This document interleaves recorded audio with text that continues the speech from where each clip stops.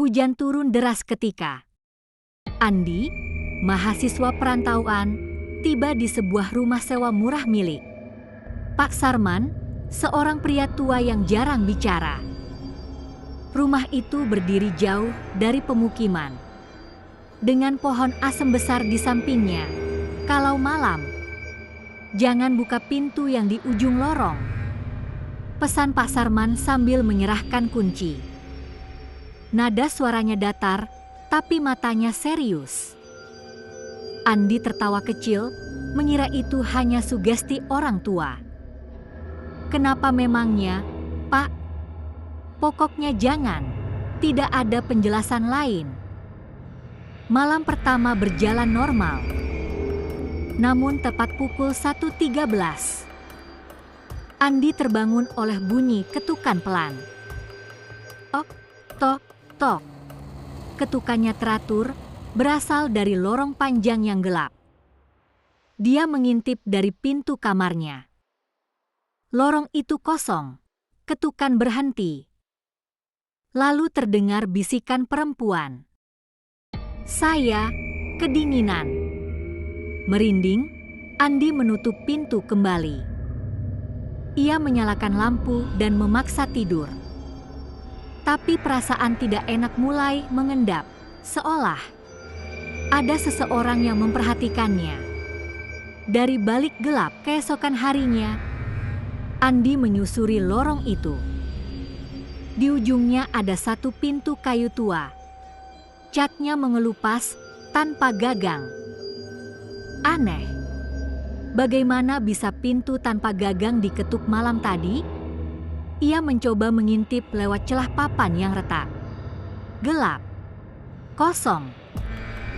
Saat ia menyentuh daun pintunya, tiba-tiba suhu lorong menurun drastis, udara seperti membeku.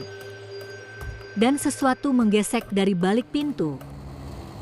Seolah ada kuku panjang yang menelusuri kayu, Andi langsung mundur. Hari itu ia memutuskan keluar rumah sewa dan kuliah seperti biasa. Tapi suasana rumah itu terus mengikuti benaknya. Malamnya, setelah pulang kuliah, Andi bertemu Pak Sarman sedang duduk di beranda. Pak tua itu menatap Andi lekat-lekat. Kau dengar sesuatu? Andi ragu, tapi menjawab jujur. Ada suara ketukan. Dan seperti suara perempuan. Wajah Pak Sarman memucat. Sudah kubilang, jangan dekat-dekat lorong itu. Andi menelan ludah. Sebenarnya ada apa, Pak? Pak Sarman akhirnya bercerita. Rumah itu dulunya milik keluarga kaya. Putri mereka, Raras, dikurung di ruangan ujung lorong karena dianggap sakit jiwa. Padahal ia hanya melihat hal-hal yang keluarga lain tidak mampu lihat. Suatu malam, Raras ditemukan meninggal tanpa mata. Tubuhnya kaku menghadap pintu. Sejak itu, pintu kamar tersebut ditutup permanen. Jangan pernah buka, ujar Pak Sarman. Kami tidak pernah benar-benar bisa mengusirnya. Pukul 1.13, suara itu kembali. Ok, tok, tok. Kali ini bukan hanya ketukan. Ada garukan panjang, seperti kuku menyeret dinding. Krek, krek, krek. Lalu suara perempuan itu terdengar lagi, lebih jelas, lebih dekat. Buka pintunya. Aku dingin. Andi panik. Ia menutup telinganya dengan bantal.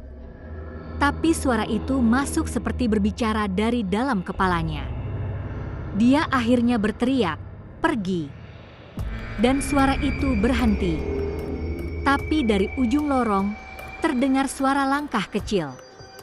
Pelan-pelan mendekat ke arah kamarnya.